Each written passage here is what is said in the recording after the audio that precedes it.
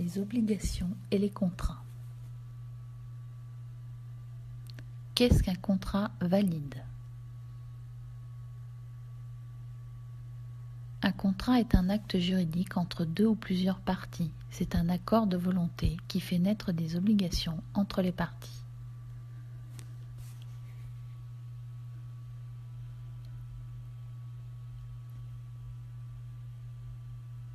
On distingue trois types d'obligations. Obligation de donner, dans le cas de la vente, le vendeur délivre un bien contre son paiement.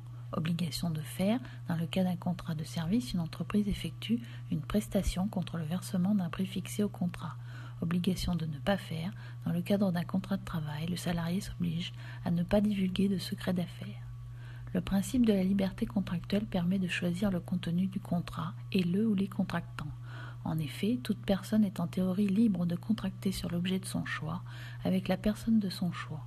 Cette liberté connaît des limites dans un souci de protection d'une partie au contrat.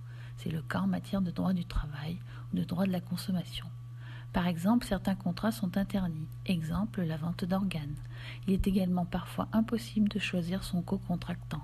Sur la très grande majorité du réseau ferré, on est obligé de voyager en train uniquement avec la SNCF.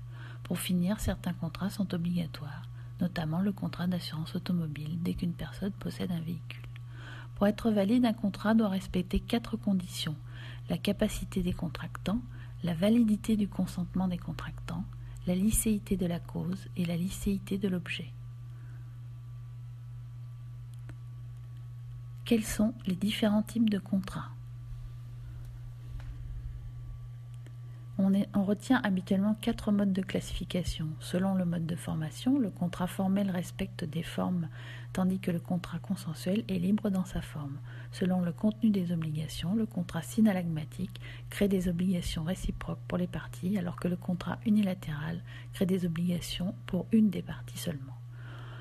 Selon le mode d'exécution, le contrat instantané s'exécute en une seule fois, le contrat à exécution successive s'exécute de façon étalée dans le temps. Selon la liberté de négociation, les parties négocient librement les conditions du contrat quand le contrat est de gré à gré. Le contenu est imposé et non négociable dans un contrat d'adhésion.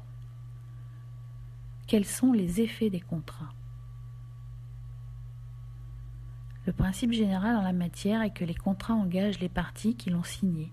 Il a donc une force obligatoire et doit être exécuté de bonne foi, sans modification unilatérale possible, d'une partie.